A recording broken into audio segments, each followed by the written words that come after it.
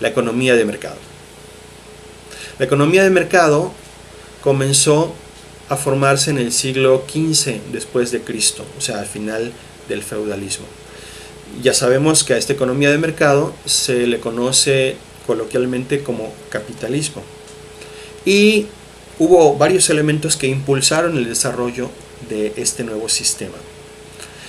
La economía de mercado pasó por dos etapas. Una se conoce como mercantilismo y otra se conoce como industrialización.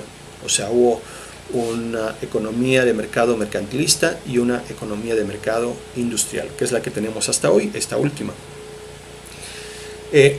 El tipo de propiedad que correspondía al señor feudal desaparece y empieza a generalizarse un nuevo concepto de propiedad que se conoce como propiedad privada. Esta propiedad privada va sobre todo aquello que se utiliza para producir, los medios de producción, o lo que hemos llamado en el curso factores productivos. Es decir, la propiedad privada se da ahora sobre herramientas, maquinaria, edificios, etc. Vale la pena decir que es en los burgos, es con los mercaderes y con los artesanos que se consolida el concepto de propiedad privada. O sea, ellos son los que ahora poseen estos medios de producción.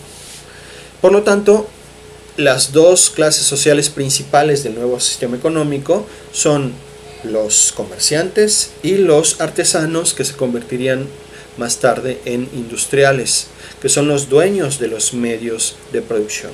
O sea, son los empresarios, o como le llamaría Marx, los capitalistas. Y tenemos una clase opuesta, que son los obreros.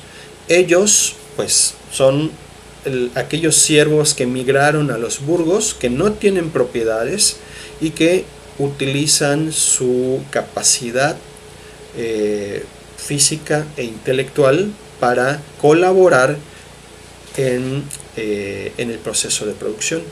Es decir, que venden su mano de obra a cambio de un sueldo, de un pago. Y con ese dinero, estos obreros podrán comprar lo necesario para subsistir. Nuevamente, dos clases sociales opuestas. Esta es la línea de tiempo de la economía de mercado, del siglo XV hasta, bueno, aquí la marca es 1900, pero observen que la flecha sigue a la derecha hasta nuestros días, o sea, todavía está vigente la economía de mercado. Y se observan las dos fases por las que ha atravesado este sistema, que son a la izquierda el mercantilismo y a la derecha la industrialización, con las revoluciones industriales. Vamos a hablar de ellas brevemente, pero antes observen que más están los tres países principales que destacaron en este proceso de economía de mercado. Primero, España, que fue la primera que llegó a América, que conquistó medio mundo, pero luego le siguieron otros países como Portugal, Holanda, España, Inglaterra, también tratando de conseguir territorios, de conquistar territorios. Después de esto, que correspondió al mercantilismo, apareció Gran Bretaña. España, de hecho, a pesar del importante crecimiento que tuvo, después decayó y surgió Gran Bretaña. Gran Bretaña está entre la fase mercantilista y la fase industrial, y luego le siguió como principal representante de este sistema los Estados Unidos, un país que aparecería, es relativamente nuevo, apareció apenas en el siglo XVIII. Bien, esta transformación desde el mercantilismo hacia la revolución industrial corresponde a la época de Adam Smith. Adam Smith critica al mercantilismo y propone nuevas formas para llevar a cabo los procesos económicos. Esto ocurrió en el marco de la primera revolución industrial, que dio lugar a la máquina de vapor y al crecimiento de la producción agrícola y artesanal o ya industrial. Bueno, la revolución industrial llegó a su fin, la primera, y apareció en Estados Unidos ya la segunda revolución industrial, que introdujo nuevas máquinas, nuevos motores, que fueron básicamente el motor de combustión interna y el dinamo o motor eléctrico, y por lo tanto nuevas fuentes de energía, la eléctrica y el uso de los combustibles fósiles. Y bueno, en esta segunda revolución industrial, que ocurrió a finales del siglo XIX, también se inventaron muchísimas cosas, como la bombilla eléctrica, el avión, el automóvil, y bueno, pues empezó el uso masivo de metales en la producción.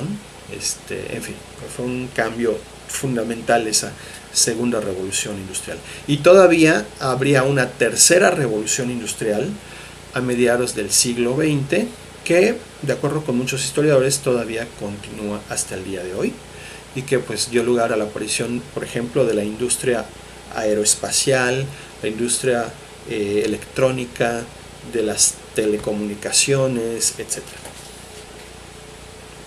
Bien, muy importante el tema de las revoluciones industriales, porque gracias a ellas la economía de mercado pudo consolidarse y crecer. Claro, no es perfecto este proceso, ¿verdad? Tuvo muchos problemas. Pero bueno, antes de ver los problemas, aquí les platico muy brevemente de las características del mercantilismo, que fue un conjunto de prácticas y leyes que tenían el propósito de proteger, entre comillas, a las naciones, a los estados europeos, a los reinos europeos, frente a sus vecinos. O sea, se cerraban estas naciones, estos reinos, para evitar ser superados por otros reinos europeos. Aquí está, la primera característica es el cierre de fronteras al comercio entre países, entre ellos, entre los europeos. Pero como tenían colonias, entonces cada nación europea aprovechaba sostenerse con los recursos de estos territorios colonizados. Extraían las materias primas que podían y le vendían de vuelta pues los productos procesados.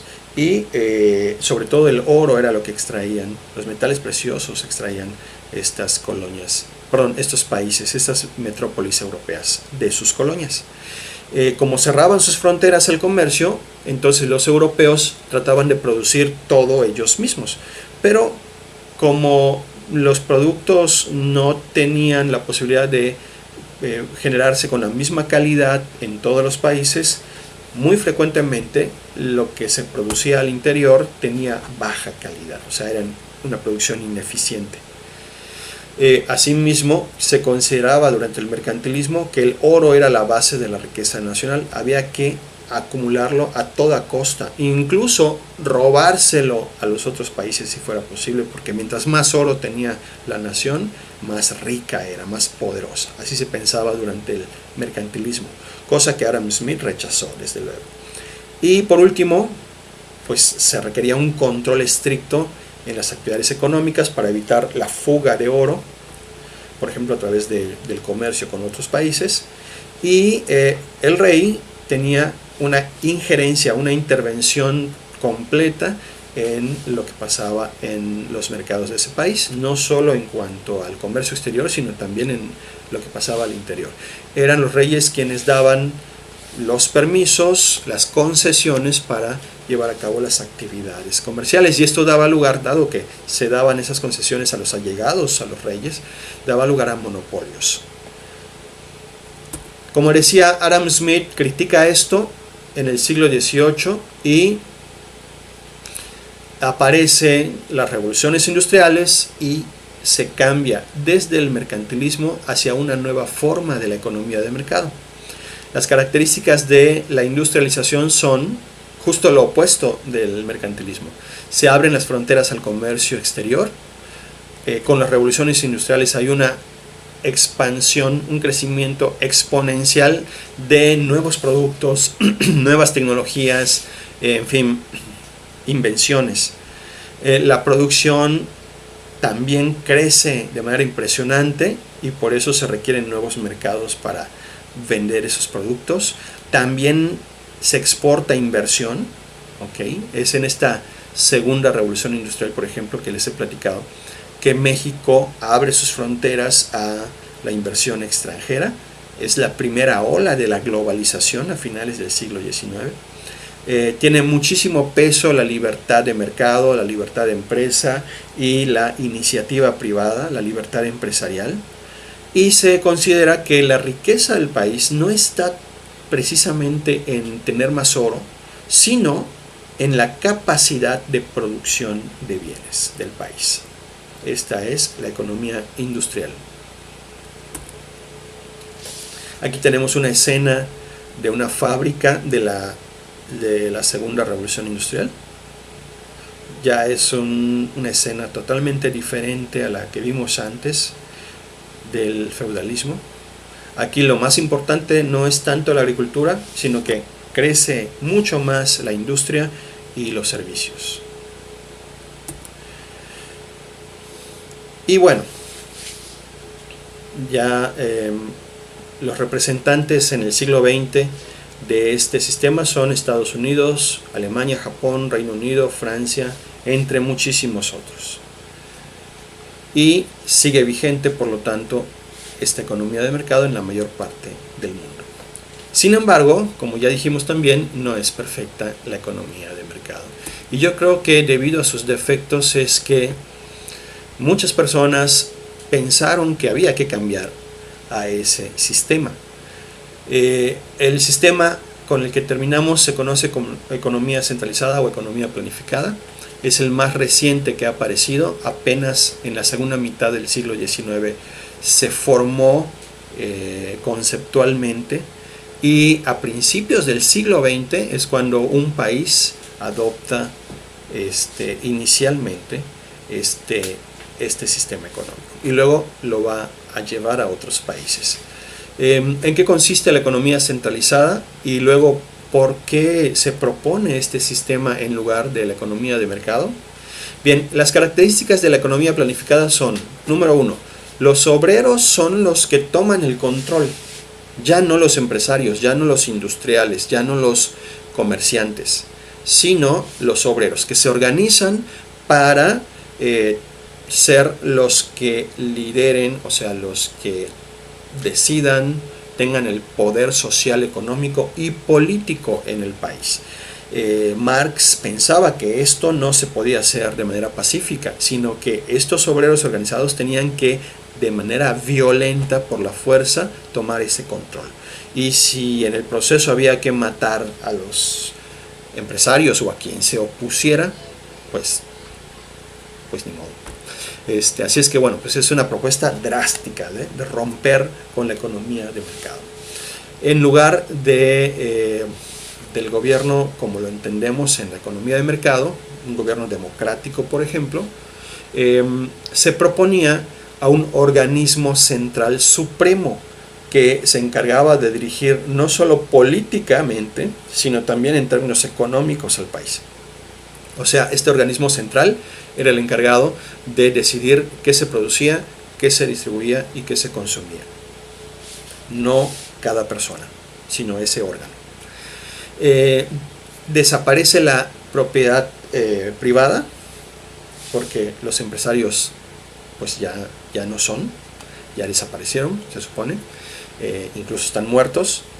Y ahora aparece la propiedad social de los medios de producción, o sea que las herramientas, la maquinaria, las fábricas ya no le pertenecían a una persona, sino que eran de todos, entre comillas, de los obreros organizados. Y en ese sentido le pertenecían a ese órgano central supremo que tomaba las decisiones sobre los demás. Y como decía yo, pues desaparecían las sociales. Bueno, eso pensaban ellos, que eso se iba a lograr, y ya todos iban a ser iguales. Bueno, quizás si la parte final suene más o menos bien. ¿Por qué apareció esta propuesta tan drástica? Bueno, reconozcamos que la economía de mercado tuvo defectos muy fuertes, sobre todo en el proceso de transformación. Aquí tenemos, por ejemplo, una imagen donde observamos a niños obreros. En el siglo XIX, pues no existían los derechos laborales que hoy tenemos, como por ejemplo que no se puede emplear a niños en la producción, en la prestación de servicios. No se puede, es un delito eso. Pero en esa época no existían estas leyes y pues se les empleaba para trabajar en horarios que no necesariamente se ajustaban a lo que hoy entendemos, ni siquiera para los adultos. O sea, no existía 8 horas de trabajo, sino que un obrero trabajaba más que eso. No existían horarios o días de descanso que se pagaran aunque no trabajaras, o vacaciones, o aguinaldos. No había nada de eso. Se explotaba en ese sentido, se sobreexplotaba la mano de obra. Y muchas veces se les pagaba de una manera muy baja, es decir, poco era el salario para el trabajo que se realizaba. Y en el siglo XIX muchos filósofos, intelectuales, luchadores sociales, o lo que hoy llamaríamos luchadores sociales, pues vieron muy mal esto, ¿no? Y criticaron y predijeron el colapso de la economía de mercado. No podía sostener que cometiera todas estas barbaridades. Y en su lugar, porque preveían que iba a desaparecer, o sea, Marx decía, oigan, observen cómo la comunidad primitiva desapareció y apareció el esclavismo. Y luego desapareció el esclavismo y apareció el feudalismo. Y desapareció el feudalismo y apareció esta economía de mercado. Entonces, esta economía de mercado va a desaparecer. De una vez voy a señalar, pensaba Marx, cuáles son las características que debe tener el nuevo sistema económico más justo que los anteriores. Y es así como se propone a la economía planificada. El primer país que adoptó este sistema fue Rusia, que luego, con el paso de las décadas, se uniría durante mediados del siglo XX con otros países para formar la Unión de Repúblicas Socialistas Soviéticas. Soviéticas porque el Soviet era el nombre que en ruso se le daba a este órgano supremo central, el Soviet. Bueno, y luego de que hace esto Rusia, adopta a principios del siglo XX a la economía centralizada, poco a poco también la va a tratar de llevar a otros países, como los países de Europa del Este, China, incluso en América, en Cuba. La economía centralizada tiene dos fases, así como la economía de mercado tuvo su etapa mercantilista y su etapa industrial. La economía centralizada proponía también dos etapas. La primera etapa se llama socialismo. Por eso les digo que el nombre socialista, la palabra socialista, no es correcta para referirse a toda la economía centralizada, porque solo es una etapa, una fase. En el socialismo se pensaba que la población tenía diferencias, por lo tanto había que eliminar las diferencias, hacer a toda la población, dar a toda la población las mismas condiciones. Y esto se lograba en el socialismo dándole a cada persona de acuerdo con sus necesidades. Si una persona satisfacía menos necesidades, entonces había que darle más. En cambio, a una persona que tenía muchas necesidades satisfechas, entonces se le daba poco. La idea era, repito, equilibrar el bienestar de la población. Pero una vez que se lograba esto, esta igualdad, la eliminación de diferencias, se pasaba al comunismo. En el comunismo se daba a cada persona de acuerdo con lo que aportaba a la producción. Si un obrero era más eficiente y producía más, entonces se le daba más. Y a aquellos obreros menos eficientes se les daba menos en el comunismo, que es la fase siguiente. O sea, después de que ya todos eran iguales, se suponía. Entonces el comunismo era como un regreso en términos seculares, donde unos recibían más y otros recibían menos. Es curioso este sistema económico. Y bueno, la realidad se impuso. El hecho de que este sistema económico implicara un gobierno literalmente totalitario que desaparecía los derechos de los ciudadanos para poder imponerse, que implicaba una concentración excesiva del poder y por lo tanto de la presión de una estructura burocrática muy pesada, el hecho de que esto a su vez diera lugar a decisiones económicas ineficientes, que ya les he platicado antes, por ejemplo en la Unión Soviética, todo esto, todos estos problemas que también tuvo al interior la economía planificada, provocó que desapareciera, o casi desapareciera. Aunque se proponía, por ejemplo, que no hubiera clases sociales, esto nunca se cumplió, sino que, por ejemplo, las personas que pertenecían al Soviet Supremo tenían muchos más privilegios que el resto de la población. O eso todavía lo vemos en Cuba, donde la clase gobernante tiene acceso a bienes que el resto de la población no. Además, los gobernantes, cuando querían imponer su voluntad, muchas veces incurrían en decisiones económicas drásticas que generaban la muerte de miles o millones de personas, como la hambruna provocada por Stalin en el siglo XX. En fin, estaba lleno de contradicciones este sistema económico. Todo lo que le critica todavía al sistema de mercado, esta economía planificada lo sigue haciendo. Y por lo tanto, hacia finales del siglo XX, de 1989 a 1991-92, la Unión Soviética colapsó, desapareció. Los países que la integraban se separaron y adoptaron economía de mercado. Todavía es una economía de mercado muy en pañales, pero ya no es economía planificada. Todavía, sin embargo, quedan algunos poquitos países que siguen insistiendo en que este es el mejor sistema económico, más como un asunto ideológico, negándose a reconocer el fracaso de este sistema, que como un sistema económico que haya dado resultados reales en la actualidad. Quizás China es el único ejemplo donde quizás, y lo podríamos discutir después, que podría mostrarnos una forma en que hubiera tenido éxito el sistema. Pero lo cierto es que el sistema chino tiene elementos de economía de mercado. Y yo pienso que la adopción de esos elementos de economía de mercado es lo que evitó el colapso, igual que hubiera, que hubiera pasado, igual que con la Unión Soviética.